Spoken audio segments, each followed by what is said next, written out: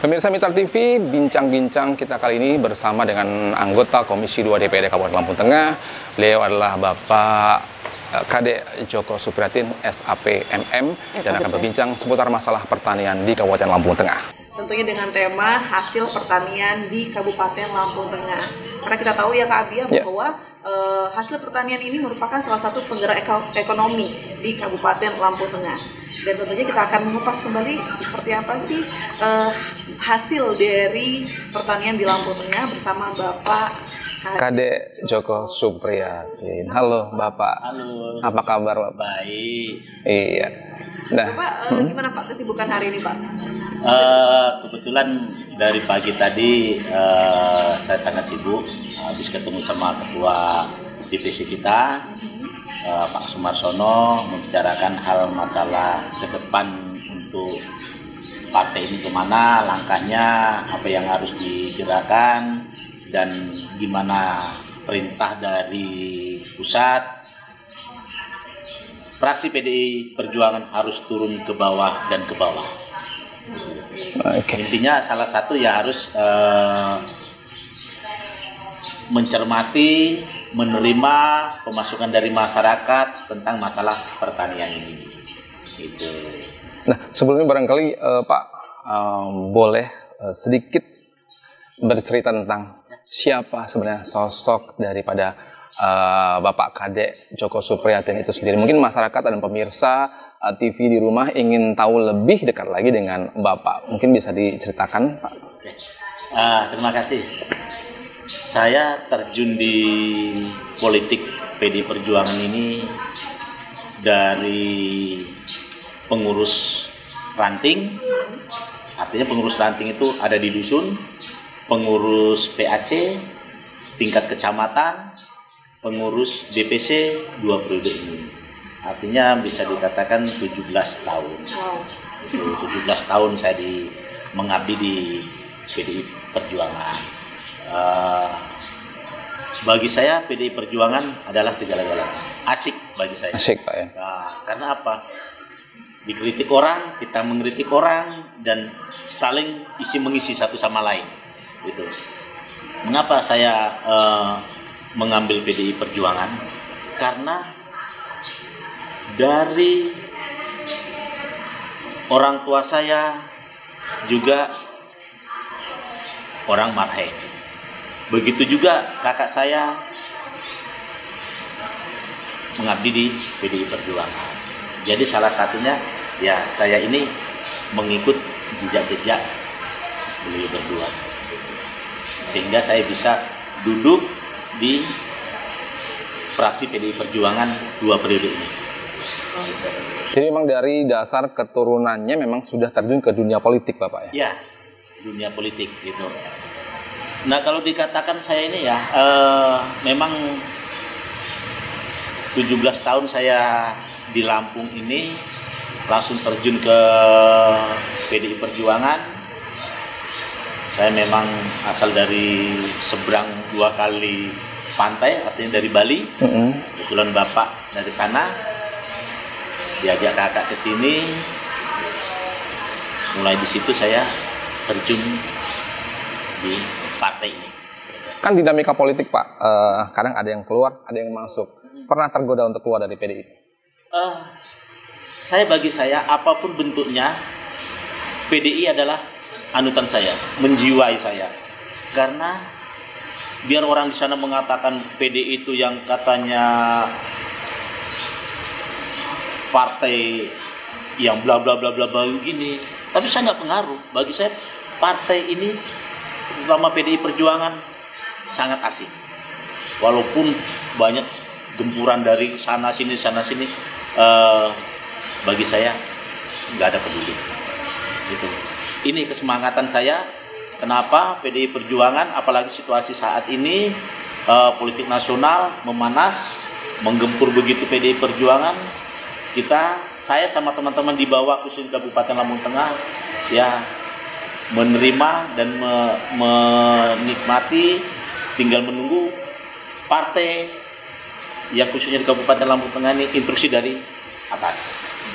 Harus bagaimana kita menunggu. Gitu. Artinya itu menjadi suatu kebanggaan untuk Bapak Kadek Joko ya? Sangat bangga saya di PDI Perjuangan ini. Tidak semua orang bisa masuk di partai PDI Perjuangan. Harus penuh penjaringan. Kalau kita cuma ingin mengikut hanya sekedar berpolitik, berpartai, ya bisa-bisa aja. Tapi angan-angan kita ke tujuan ke depan apa sih kita berpolitik ini? Orang banyak mengatakan politik itu kotor. Kalau justru politik itu kotor, ya kita masuk, kita benahi loh politik supaya nggak kotor. Gimana caranya? Ya, kita punya angan-angan gini. Kita konsultasi sama senior-senior kita. Kita instruksi dari luar begini, dari DPP, dari DPD begini, dari DPC begini. Ayo, kita satukan. Yang dibilang orang politik kotor, ternyata politik itu nggak kotor. Ya, kalau namanya politik saling debat satu sama lain, ya biasa, saling mengkritik antara satu sama lain. Dan kita juga mau dikritik dan kita juga mau ngeritik orang. Nah, itu di partai PDI Perjuangan. Oke, Bapak kan sudah cukup lama ya Bapak ya berada di Partai PDIP dan menjadi wakil rakyat ya Bapak ya, kurang lebih 10 tahun lebih ya Pak ya. Apa yang membuat Bapak bertahan menjadi wakil rakyat Pak? Apa karena memang masih banyak PR yang harus diselesaikan atau apa Pak? Ini di Dewan ini sangatlah asik. Mengapa saya katakan asik? Dari sekian orang berebut ingin duduk di kursi dewan, banyak yang gagal. Banyak juga udah turun gagal. Karena kegagalan ini banyak orang mengatakan karena garis tangan. Bagi saya tidak. Gimana caranya kita bisa loh menerima aspirasi masyarakat? Apa yang masyarakat bisa kita menyambungkan lidah ke daerah, ke pemerintahan. Selama ini masyarakat tuh cuma bisa menikmati pemilihan suara memungut, suara coblosan, habis itu udah lepas. Nah PDI Perjuangan enggak, diinstruksikan turun ke bawah sampai akar rumput. Artinya harus betul-betul mendengar jeritan masyarakat sampai ke ujung pelosok.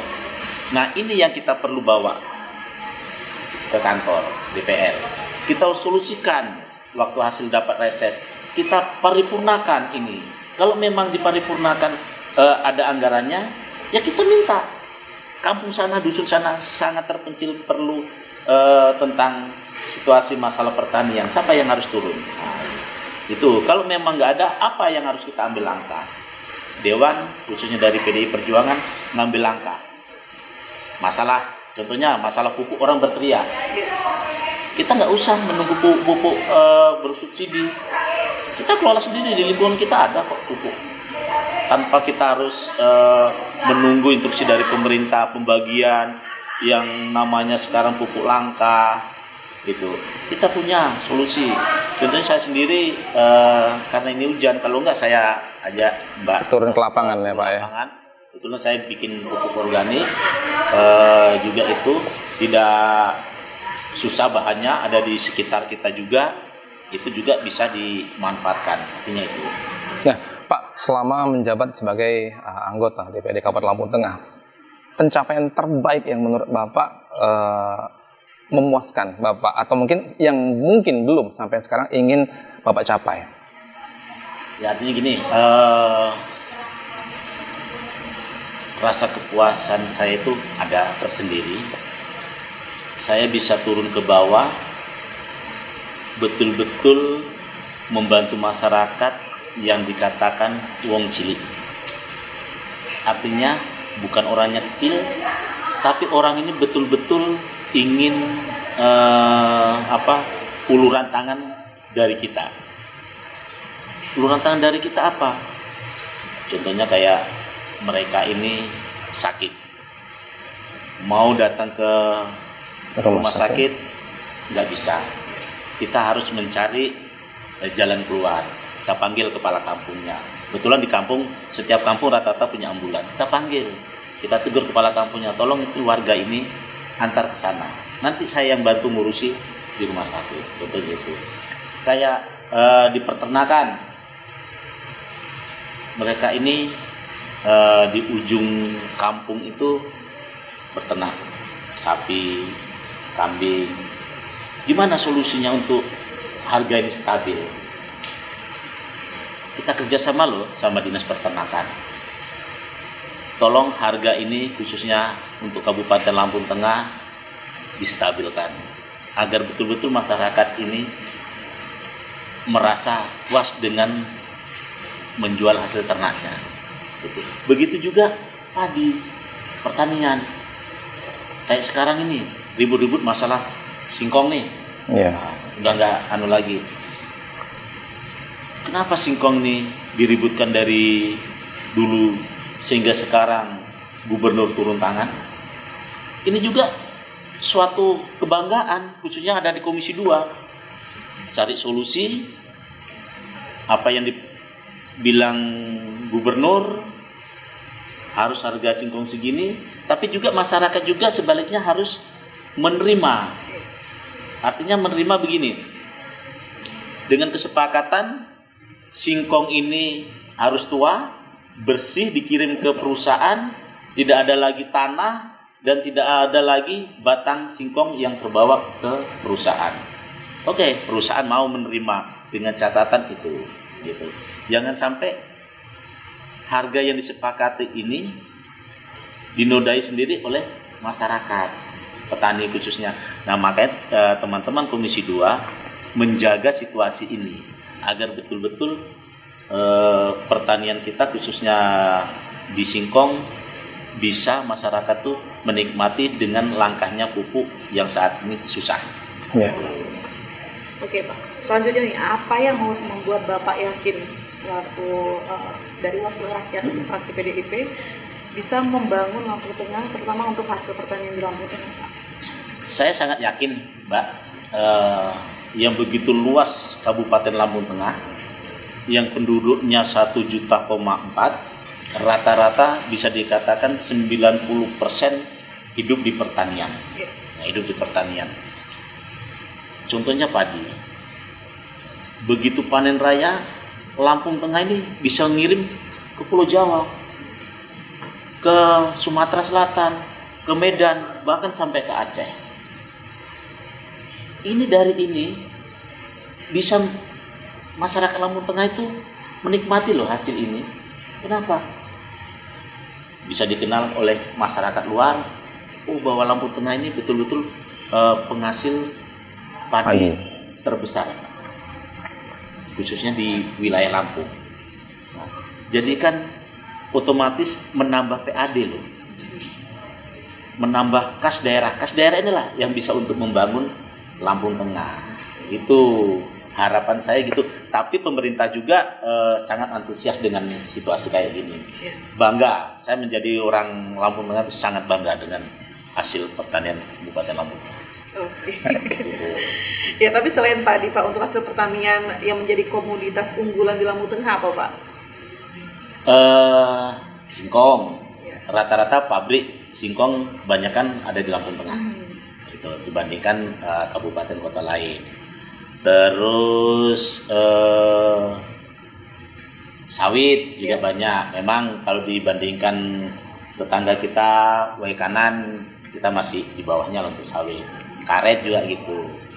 Tapi sawit dan karet ini bisa untuk memicu pendapatan penghasilan, bisa dikatakan 1 bulan 2 kali untuk ini dipanen. Nah itu. Kalau padi singkong kan memang ada batas tentunya. Kebetulan kalau padi itu bisa 3 bulan sekian. Kalau singkong juga gitu, kadang-kala 9 bulan itu. Tapi kalau karet sama sawit asal udah mulai waktunya memanen bisa 1 bulan 2 kali. Oke.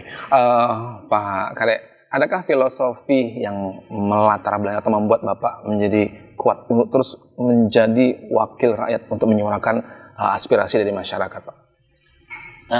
Oke, sangat menarik ini. Artinya saya akan berusaha semampu saya. Selama masih ada program yang ada di Kabupaten Lampung Tengah, di pemerintahan Lampung Tengah, yang tidak bisa tercapai di masyarakat akan saya sampaikan melalui teman-teman Komisi 2. Komisi 2 ini kebetulan terbagi ada beberapa dapil. Ada dapil 1, 2, 3, dan 4. Nah, khususnya saya ada di dapil 3 yang meliputi 6 kecamatan, 78 kampung. Ini memang tidak semudah yang kita bayangkan. Situasi kondisi Lampung Tengah yang sangat luas, jalannya juga kayak gitu. Jadi 1 bulan 3 kali pasti saya turun ke kampung-kampung lain dan kecamatan-kecamatan lain. Jadi tetap turun ya Pak ya. Tetap kan turun. ada yang sudah jadi mereka jarang turun untuk bisa mendapatkan aspirasi dari mereka. Ya, saya rasa kalau teman dewan semua sih tidak semuanya pasti turun juga, karena setiap partai politik selalu mendengarkan aspirasi dari masyarakat. Caranya mungkin tujuannya sama, caranya berbeda. Tapi kalau PDI Perjuangan harus turun dan turun. Setiap fraksi PDI Perjuangan khususnya di Kabupaten Lampung Tengah ini selalu dimata-matai. Siapa di antara fraksi ini yang nggak pernah turun? Itu kelihatan. Siapa fraksi yang sering turun? Itu kelihatan. Selalu monitor di kampung mana, kecamatan mana, siapa yang nggak pernah turun. Itu pasti ada catatan tersendiri. Nah, ini kelak maju yang notabene sebagai poin. Gitu. Kalau rajin, otomatis dari DPC, DPD, DPP enak melangkah kita. Tapi kalau cuma jadi menumpang, hanya memikirkan diri sendiri, hanya memikirkan kekayaan, jangan harap partai itu akan memberi rekom. Itu. Tadi Bapak sempat katakan bahwa ke jalan itu menjadi poin ya Bapak ya. Apa yang Bapak rasakan ketika Bapak turun langsung ke jalan bertemu dengan masyarakat? Beraneka ragam. Beraneka ragam benar. Masalahnya gini, kalau kita nggak turun, masyarakat tuh kan pasti akan menilai kita loh. Bapak ini ternyata cuma kemarin saya memilih, akhirnya menyesal. Nggak ada loh program-program. Tapi kalau kita setiap turun, satu kampung aja lain dusun, itu beda suasana. Umpamanya kayak saya tempat kita sekarang ini, ada di dusun 2 Kampung Bumi Rahayu. Ini program jalan Pak, saya minta terutama ini. Nanti kita pindah dusun sebelah, dusun 4. Itu Pak, irigasi kita hancur loh Pak, sekarang udah mulai cocok tanam. Nah, artinya disinilah kita harus betul-betul menerima aspirasi masyarakat. Yang kedua, kita bisa menampung aspirasi masyarakat dan mental kita diuji benar di sini. Jadi masing-masing kampung itu kebutuhannya berbeda-beda. Berbeda-beda. Ya, Pak, ya. Berbeda-beda. Nah, kalau bicara pertanian, Pak, dari Bapak membawai 5 kecamatan. 6 kecamatan. Itu kan memiliki kontur tanah yang berbeda-beda ya, Pak. Ya. Itu per wilayah itu bisa berbeda-beda dengan tanaman yang bisa hasilkan dari daerah masing-masing. Itu gimana, Pak? Kayaknya kayak Trimurjo itu, utama padi. 1 tahun bisa 2 kali. Kalau di Kecamatan Bumi Ratu Nuban ini 1 tahun sekali. Tapi pada waktu nggak musim tanam padi, teman-teman di sini, masyarakat di sini tanam bengkoang. Tanam bengkoang. Dialihkan. Nah, bengkoang ini kirimnya ke Jakarta, Jawa Tengah.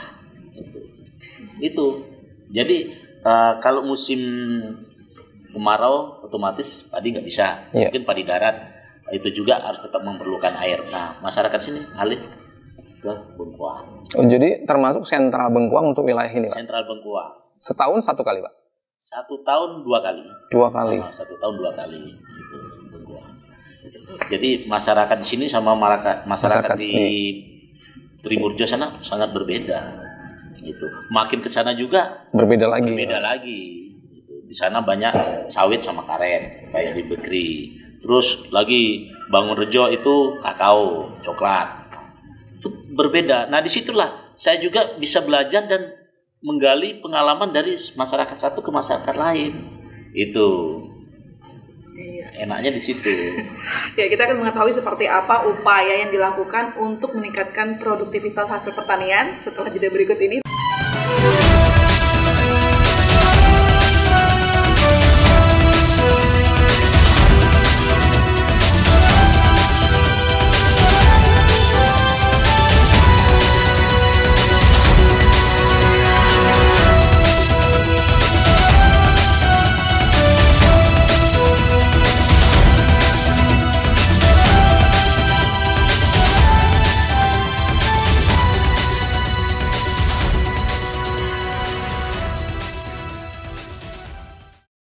Masih bersama dengan narasumber yang luar biasa, Bapak Kadek Joko Supriyatin SAPMM, Bapak ya, selaku Komisi 2 DPRD Kabupaten Lampung Tengah. Dan kita masih membahas dengan tema hasil pertanian yang ada di Kabupaten Lampung Tengah.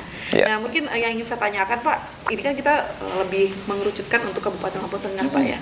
Apa yang menjadi komoditas unggulan kita, Pak? Khususnya mungkin di dapil Bapak juga sih.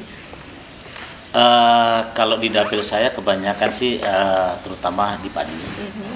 Rata-rata bisa dikatakan 60-70% di padi.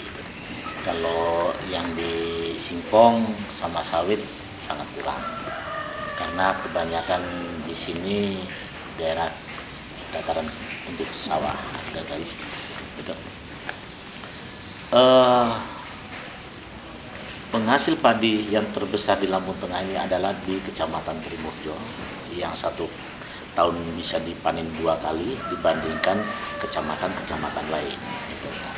Jadi inilah kalau Lampung Tengah ini bisa mengirim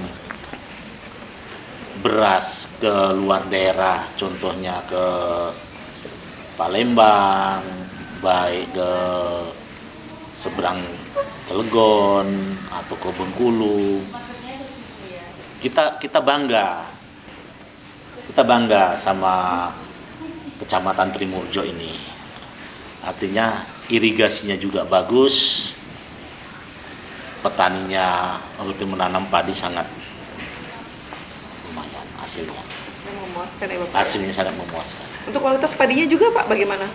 Kualitas padinya sangat bagus, bahkan diterima di Bulog, karena Bulog itu tidak sembarangan menerima kalau nggak kualitasnya bagus.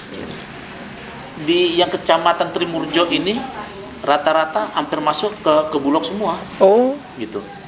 Karena sangat-sangat bagus dibandingkan kecamatan-kecamatan lain, karena airnya juga terjamin. Karena dekat irigasi besar. Gitu.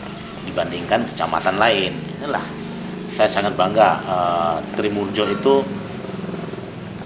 wilayahnya sangat luas, kalau nggak salah ada 14 kampung kecamatan Trimurjo, rata-rata penghasil padi semua.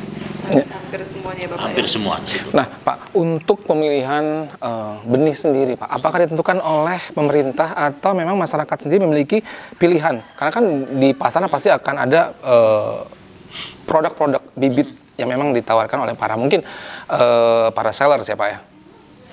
Kalau masalah bibit, pemerintah tidak menentukan. Oh, tidak menentukan. Tidak menentukan, karena petani menanam itu merasakan kebanggaan dan kepuasan tersendiri, gitu. Dan Bulog juga tidak harus bibit padi ini harus ditanam, enggak. Gitu. Nyatanya di Trimurjo itu beraneka ragam padi yang tanam. Nah, ini kalau nggak hujan sebenarnya teman-teman mau saja ke lokasi padi betul yang diciptakan oleh seorang profesor dari PDI Perjuangan, MSP. Itu dalam 1/4 hektar bisa mendapatkan hasil panen 2 ton lebih, sedangkan yang lain 2 ton kurang. Ini udah di Lampung Tengah udah sangat beredar. Sudah diaplikasikan, Pak? Udah. Karena hujan, kalau nggak hujan saya ajak ke sana. Kebetulan umur 21 hari dari penanaman, gitu. Dan saya juga saya beri contoh kepada masyarakat sekitarnya, pupuk ini nggak harus pupuk subsidi bahan kimia, cukup dari sekitar kita. Bahkan saya loh sampai mengirim pupuk ini ke Jambi. Oh, Benar. Produksi Oleh sendiri. kanan, produksi ini, gitu. Ngirim juga ke sana. Di sana digunakan untuk apa? Untuk sawit, untuk kebun pisang, karet, gitu. Nah, jadi masyarakat nggak perlu khawatir kalau memang nggak ada pupuk bahan kimia. Pupuk organik aja bisa. Dan tanah juga nggak akan jenuh, gitu. Jadi bisa untuk peremajaan tanah. Itu. Jadi kan kadang-kala kan petani ini waktunya mupuk, nggak ada pupuk, harus berebut sama cukong-cukong yang punya duit. Ya. Itu.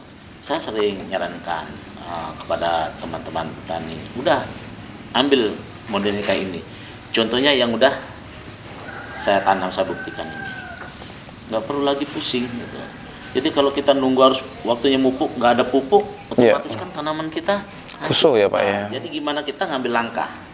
Itu dengan situasi pupuk kayak gini udah berebut kan, mana yang punya duit dia yang bisa Dapat ya, Pak ya.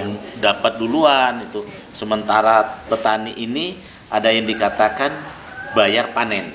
Iya. Nah kalau ini nggak dapat, gimana mau bayar? Itu salah satunya. Kita harus ngambil langkah yang positif aja. Itu melibatkan masyarakat tidak dalam proses pembuatan pupuk atau pelatihan khususkah Pak yang Bapak lakukan agar memberdayakan masyarakat dalam proses pembuatan pupuk atau gimana Pak? Iya, saya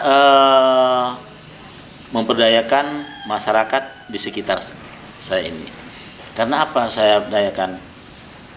Dia, teman-teman ini bisa loh mencontoh, oh ternyata yang diproduksi sana dia ada di sekitar kita loh, kayak kotoran sapi, pakai dolomit, terus ini gergaji, yang bahan gergaji kayu yang udah dihaluskan itu untuk pengawetnya supaya pupuk itu tidak mencair kemana-mana. Jadi memang sudah dilakukan pelatihan-pelatihan terhadap masyarakat ya Pak? Iya, itu. Jadi saya juga nggak tersembunyi-sembunyi kok bikin nggak boleh dicontoh, nggak. Lur untuk masyarakat. Silakan. Cuma kadang-kadang masyarakatnya kan harus dituntun benar. Yeah. Kalau nggak dituntun ragu. Iyakah saya nanam dengan mengeluarkan biaya sedemikian bisa dapat hasil ini? Nah, bertanya lagi masyarakat. Tapi kalau kita udah memberi contoh, mau nggak mau masyarakat ini tertarik. Oh iya ternyata ini loh bisa. Nah itu kita nggak usah menunggu dengan datangnya pupuk. Kadang-kadang pupuk ini kan datang tidak pada waktu tempatnya. Yeah. Artinya gini. Saat kita nanam pupuk langka. Pupuk ini langka. Karena kita nanam di bulan Januari, pupuk ini datang di bulan November. Itu. Nah, siapa yang mau nampung pupuk ini? Orang-orang yang berduit lah. Iya. Lebih duluan diambil stoknya. Begitu masyarakat biasa mau nanam, pupuk udah nggak ada. Datang lagi nanti 6 bulan kemudian. Nah, ini yang dikatakan pupuk itu langka. Nah itu menyalahi aturan nggak sih Pak? Misalkan pupuk datang di bulan November, sementara diambil oleh pihak kedua, dan masyarakat butuh pada saat di bulan Januari itu sebenarnya. Apalagi diambilnya dalam jumlah yang besar ya Pak ya? Sebenarnya kalau ngambil yang jumlah besar itu memang ada ketentuan, memang nggak boleh, harus semua bagi rata. Tapi juga pusri ini mau berputar loh. Keuangannya juga mau berputar. Dan pupuk ini sering kosong dan harus melimpah ke masyarakat, terbuang ke masyarakat. Tapi kalau gudang A, B, C masih, otomatis pemerintah pusat mau nurunkan gimana? Pupuk itu aja nggak habis. Nah ini sebenarnya kalau sudah dibentuk Gapoktan itu enak. Memang Gapoktan kita tuh kadang-kala ya ada yang agak-agak nakal lah. Udah ditampung semua, nanti untuk masyarakat ini tahu-tahu sudah dijual ke singkong, ke sawit. Nah, singkong ini sama sawit ini memang nggak dapat subsidi, nggak dapat ini. Nah, ngambilnya ya ini daripada kelamaan meleleh, ya mau nggak mau dijual. Nah itu. Nah makanya saya sarankan sama masyarakat tuh yang nggak dapat pupuk, udah jangan khawatir. Ada loh contohnya, saya sendiri udah bikin. Coba contoh itu sedikit demi sedikit. Dibuktikan sama 1/4 hektar dibagi 4.